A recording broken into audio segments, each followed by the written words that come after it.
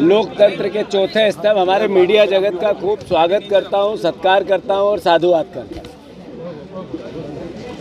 2-3 दिन पहले जबलपुर में हमारी सरकार ने कैबिनेट की, मध्य प्रदेश की सरकार ने कैबिनेट की। विभागों के बंटवारे के बाद पहली कैबिनेट थी। उसी दिन अखबार में एक और खबर आई, मीडिया जगत ने एक और खबर प्रसारित की कि मध्य प्रदेश की सरकार जनवरी से लेके मार्च तक 28,500 करोड़ रुपए कर्ज लेगी। 28,500 करोड़ रुपया, यानी लगभग 350 करोड़ रुपया कर्ज लेगी। आरबीआई के परिपत्र के माध्यम से देश को ये पता चला। पहले से हमारी सरकार कर्ज में है। सवाल ये है कि जब कैबिनेट हो रही थी तब हमें आशा थी कि हमारी सरकार ने जो बहनों को 3,000 रुपया देने की बातें कही, जो हमारी सरकार ने कहा कि कुछ हो जाए 3100 रुपये में धान खरीदा जाएगा, हमारी सरकार ने कहा, मध्य प्रदेश की सरकार ने कहा कि 2700 रुपये में गेहूं खरीदा जाएगा, 450 रुपये में गैस का सिलेंडर मिलेगा। और एक हमारे मुख्यमंत्री ने 3 दिवसीय विधानसभा के सत्र में वचन, उनकी जो घोषणा पत्र की कॉपी लहराई और कहा ये हमारे लिए गीता और रामायण है। तो गीता और रामायण के एक अक्षर का भी पालन क्यों नहीं किया हमारे मुख्यमंत्री जी ने इस कैबिनेट में? क्यों इस सरकार ने एक शब्द भी ऐसा नहीं बोला जिससे कि उस गीता और रामायण जैसे हमारे घोषणा पत्र जिसको बता के चुनाव लड़के हमारी सरकार मध्य प्रदेश की सरकार बनी है। भारतीय जनता पार्टी पे लोगों ने भरोसा किया। क्या लॉजिक है इसका? मैं फिर से जबलपुर की इस पावन माटी से दुनिया और देश को संस्कार जिसने जबलपुर की इस माटी ने दिए, इतिहास में कई जगह स्वर्ण अक्षरों से जबलपुर और इस ढाणी का नाम आता है। मैं प्रणाम करता हूं यहाँ के रहवासियों को, महाकौशल के रहवासियों को। मैं आपने भारतीय जनता पार्टी को समर्थन दिया ज़्यादा तादाद में। लोकतंत्र में जो जीता वो सिकंदर।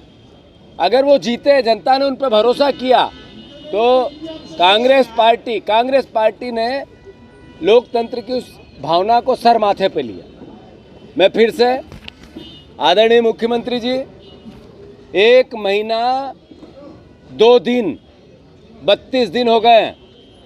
रामायण और गीता जैसे वचन पत्र में से एक भी शब्द, एक भी अक्षर का आपने पालन नहीं किया है।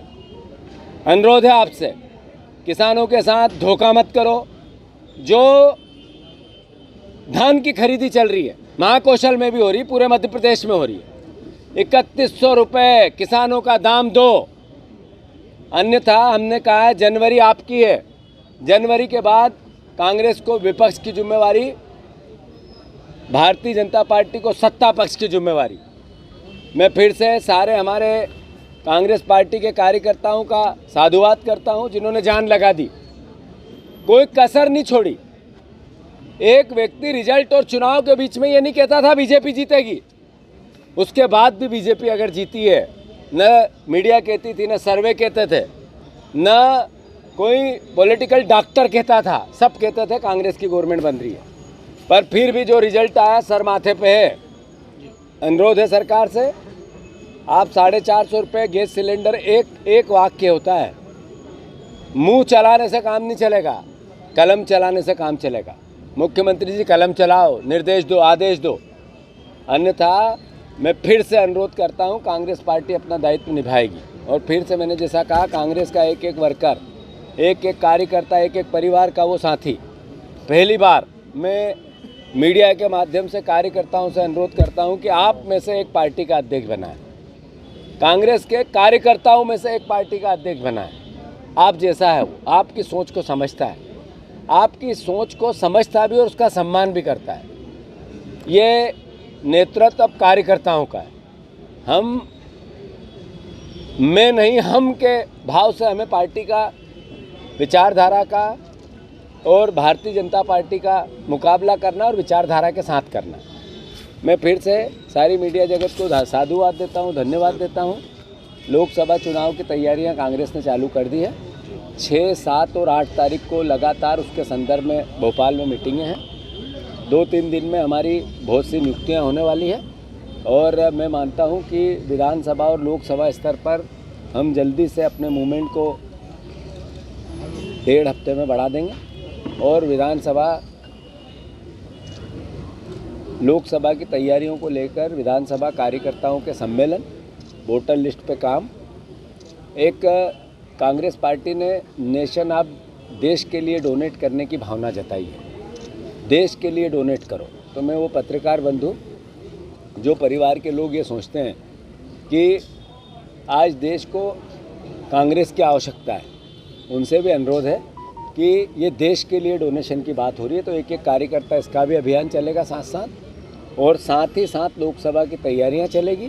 और कांग्रेस पार्टी ने जो कल दिल्ली में एक व्रत प्रोग्राम जारी किया है भारत जोड़ो न्याय यात्रा का, मैं मानता हूँ वो मध्य प्रदेश में लगभग 9 जिलों में रहेगी, कई 22-23 विधानसभाओं में जाएगी, लोकसभाओं में भी 5 जाएगी।